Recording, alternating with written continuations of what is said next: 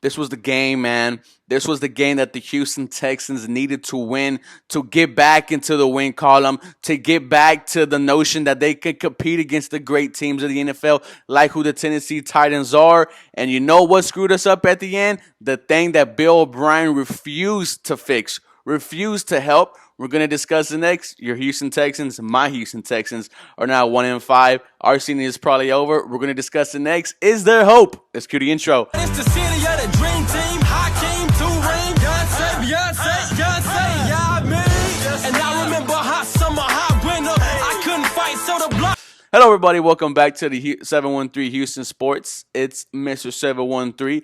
Guys, I may seem upbeat. I may seem jolly, but I'm very pissed off. I'm very angry because the Houston Texans had this game, a game where you wanted to see if this Houston Texans offense really was going to thrive without Bill O'Brien. Now, because he was a quote-unquote guru and their offense were worse. You wanted to see him put up points against a good defense. You put up 30-something points last week against the Jacksonville Jaguars defense that didn't have 5 starters. So they wanted to see it happen. They wanted to see it happen against a good team like the Tennessee Titans. And what do? They put up 30-something points. Will Fuller, over 100 yards. Brandon Cooks was a monster. Darren Fells was good. The other Titan, Pharaoh Brown, made plays. Kenny Stills made plays. This whole offense was good except for David Johnson, a player that you traded DeAndre Hopkins for, but that's a different story. That's already the past. This offense is what Bill O'Brien intended it to be, which is a offense that could score a lot of points, an offense that has big plays, but he just couldn't do it, and now Tim Kelly's doing it. So the offense did their job. Now, on the other side of the ball, an area where Bill O'Brien didn't put a lot of free agency, draft capital, he did, but they haven't seen the field, is the defense. You know, when you completely ignore the defense and you take away DJ Reader, you, from the start, know that your run defense is going to be absolutely bad. It's going to be worse. DJ Reader, we know for the Texans, was one of the best run defenders in the NFL. And what do you try to do? You bring in Timmy Jernigan, who you ended up not signing. You didn't sign Snacks Harrison. I think you were flirting with that. And you you draft Ross Blacklock, and he's barely seen the field. He made one play today. And you're pretty much putting this defense together with players like P.J. Hall, Brendan Scarlett, who are all bad. This defense is very bad, and it is on Bill O'Brien. It also is on Anthony Weaver.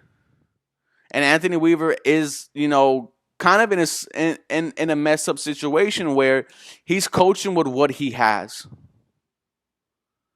And that's what frustrates me, because the Houston Texans should have won this game.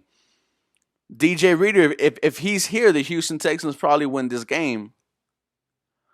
And it's just, now your season's over. You're 1-5.